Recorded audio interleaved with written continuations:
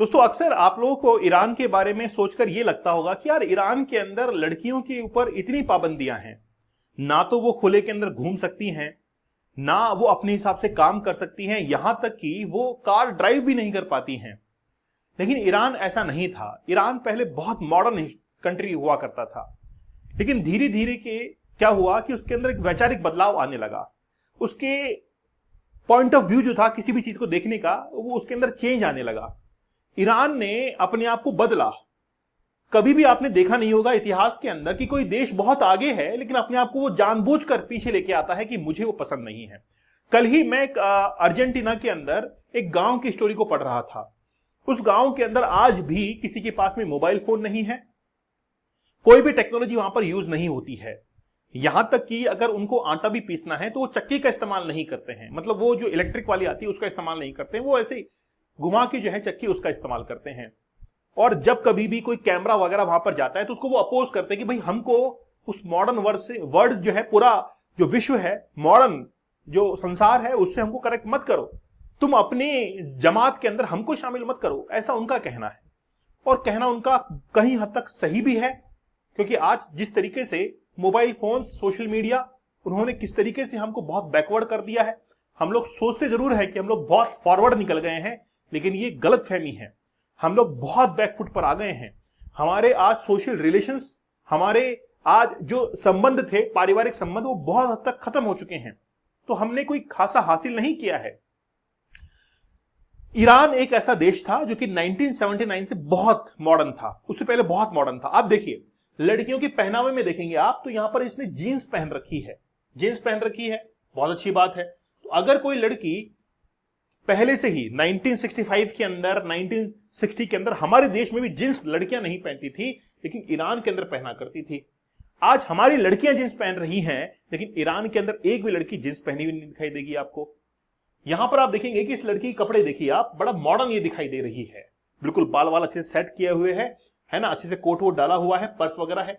वहीं पर एक लड़की ये जो कि इसका हाथ पकड़े हुए है, ये भी इसी लड़की के साथ में है, जिसने बुर्खा वगैरह डाला हुआ है। ये अपनी मर्जी से है, स्वतंत्रता इसके पास में थी, लेकिन इसने जींस पहनना प्रेफर नहीं किया, जबकि जींस पहनना इस लड़की ने प्रेफर किया।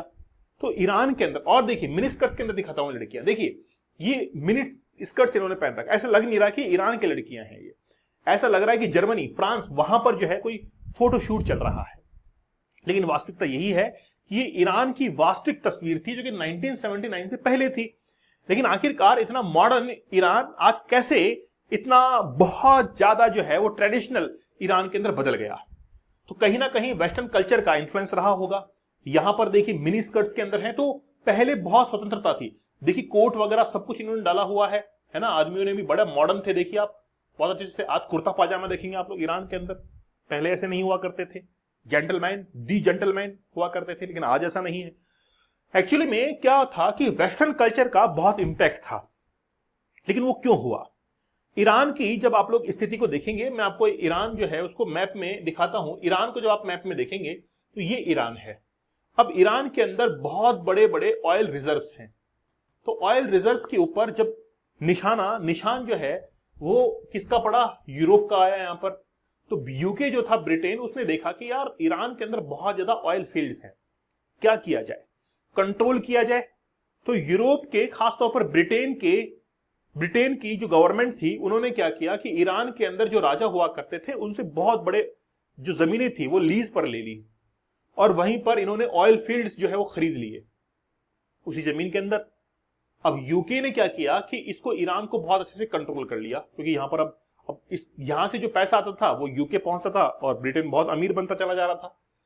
यहां पर जितने भी शासक थे वो खुश थे कि यार ब्रिटेन से पैसा मिल रहा है और कोई दिक्कत नहीं है, उनको तेल से कोई मतलब नहीं था। 1941 आते आते क्या हुआ कि ब्रिटेन को यह लगने लगा कि हमको हमारा इन्फ्लुएंस का एक शासक जो है यहां पर बैठाना पड़ेगा, और वो होगा रजा पहलवी। तो 1941 से लेकर 1979 तक मोहम्मद रजा पहलवी जो था, ये एक तरीके से यूके और यूएस के द्वारा बैठाया गया एक पपेट था, एक कठपुतली था, जो कि उनका कहना मान रहा था, क्योंकि उनका तो मेन टारगेट था इकोनॉमिकली ग्रो करना। क्योंकि वो कैपिटलिस्ट कंट्री है, वो पूंजीवादी देश है, उनको पूंजी बनाने से काम है, तो उनका जो मेन मोटो होता है वो प्रॉफिट होता है।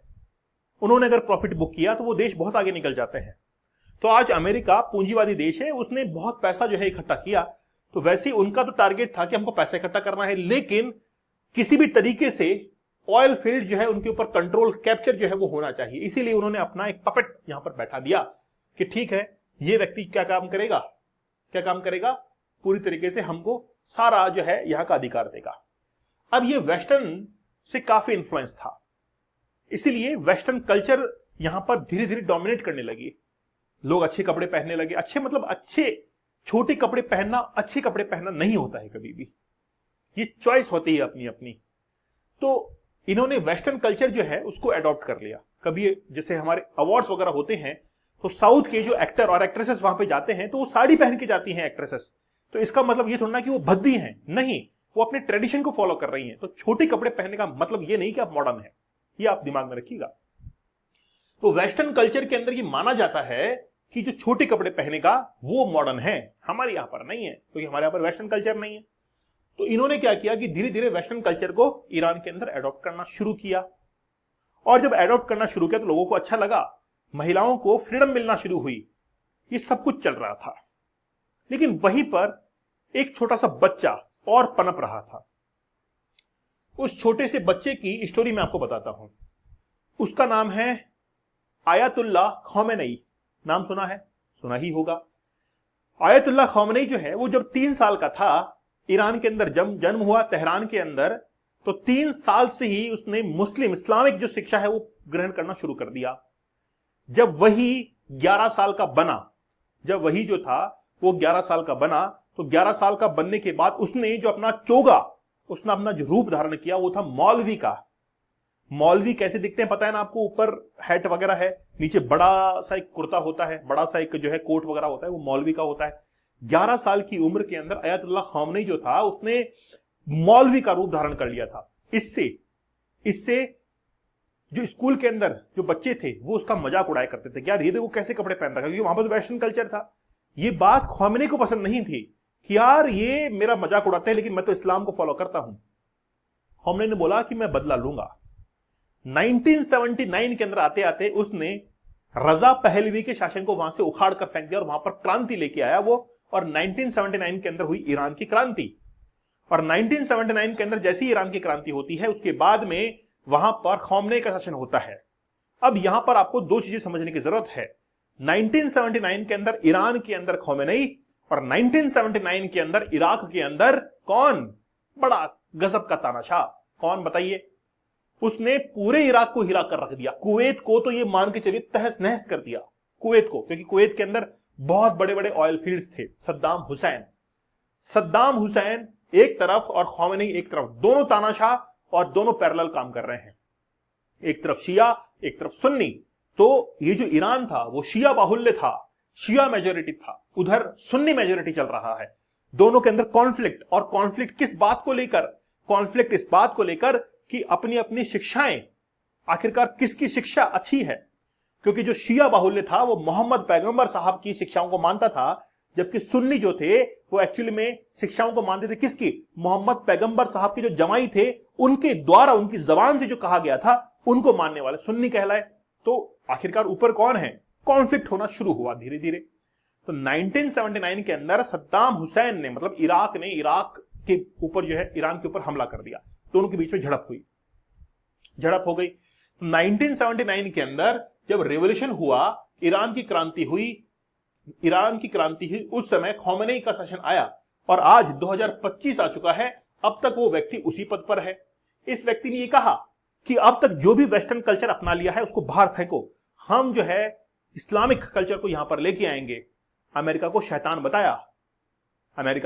शैतान बताया, लड़कियों के लिए एजुकेशन जो है वो वहां से हटाई और उनको बुर्के में लेके आए। वेस्टर्न कल्चर के जो भी कपड़े पहनते थे उनको चौराहे पर खड़ा होकर उनको मौत की सजा देना शुरू कर दिया खौमेनी ने, और पूरा का पूरा वेस्टर्न कल्चर निकलकर भाग गया।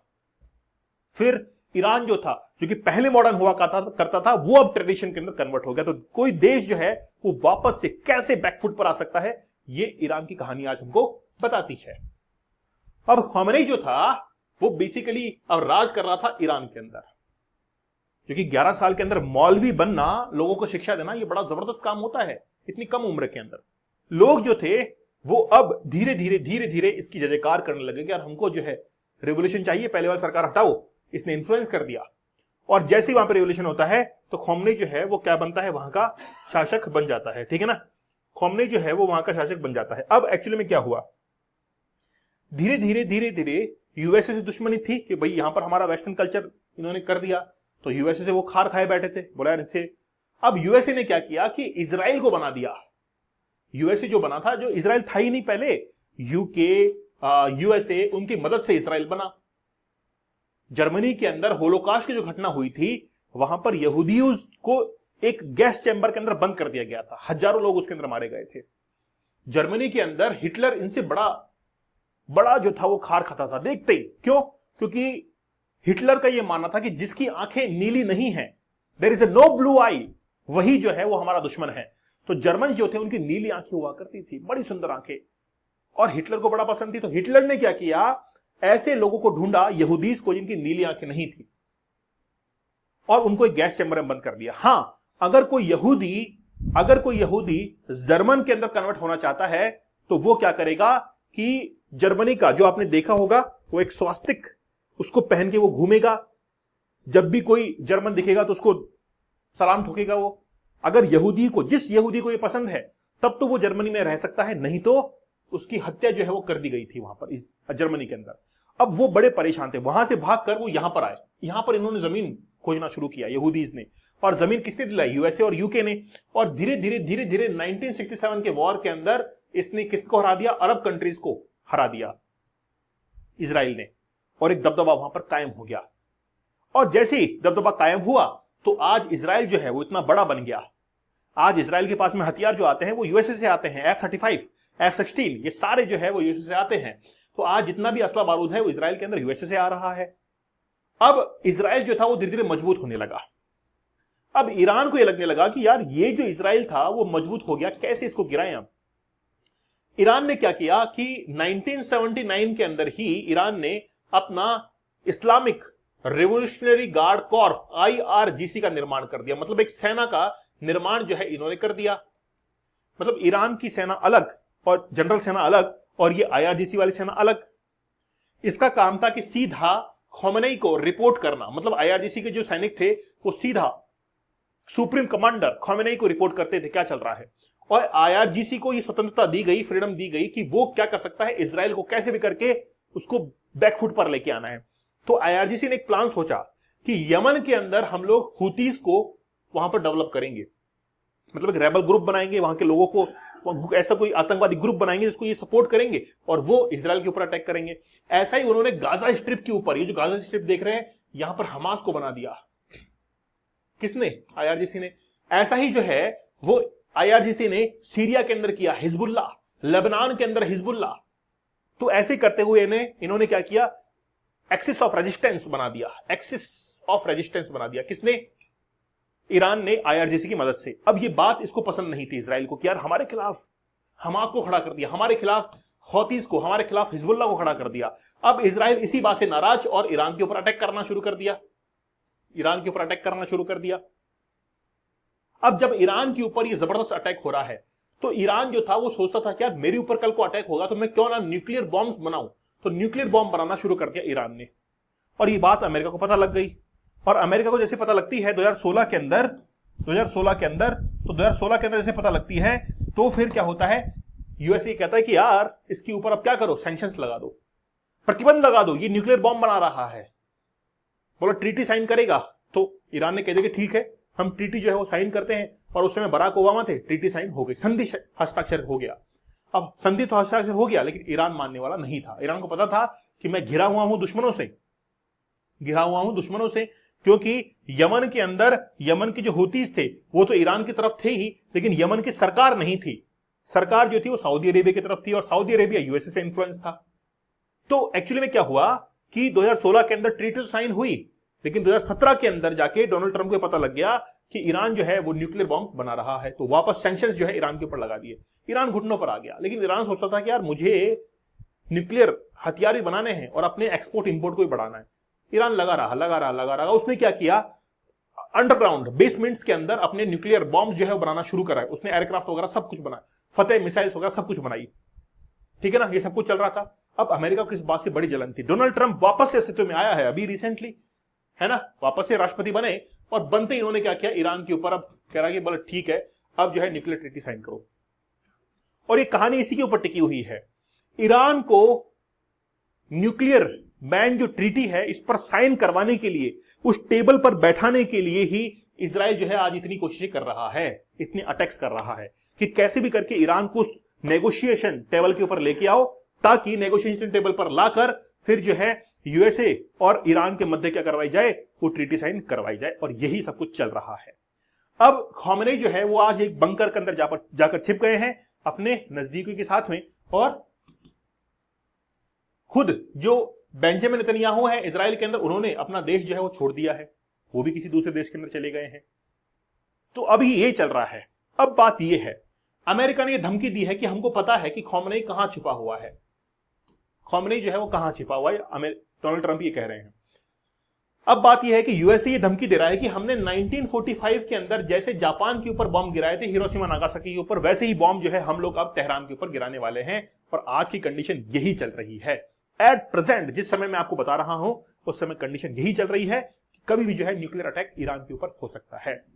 अभी G7 की मीटिंग हुई कनाडा के अंदर, जहां पर बीच के अंदर ही डोनाल्ड ट्रंप उस मीटिंग को छोड़कर आए और कहा कि यार खतरा होने वाला है। तो हो सकता था ईरान न्यूक्लियर वेपन का यूज करता, तो अब अमेरिका जो है वो अभी इस कोशिश में है कि न्यूक्लियर बॉम्ब जो है ईरान के ऊपर गिरा दिया जाए। अब देखते हैं क्या होता है आगे। ये अब तक की डेवलपमेंट मैंने आपको बता दी है।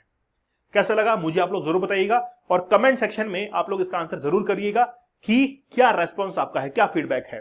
ओके, और चैनल के ऊपर नए हैं तो सब्सक्राइब आप लोग जरूर कर लीजिएगा, ये आपकी रेस्पॉन्सिबिलिटी। तो पूरी कहानी मैंने आप लोगों को बताई कि कैसे जो है वो एक मॉडर्न कंट्री कैसे ऐसे बन गया और सब कुछ चेंजेस कैसे हुआ और आज की परिस्थिति में ये कैसे पहुंच गया। ठीक है, तो चैनल को जरूर सब्सक्राइब कीजिएगा। मिलते हैं आप लोगों से अगले सेशन में, तब तक धन्यवाद, थैंक यू, जय हिंद।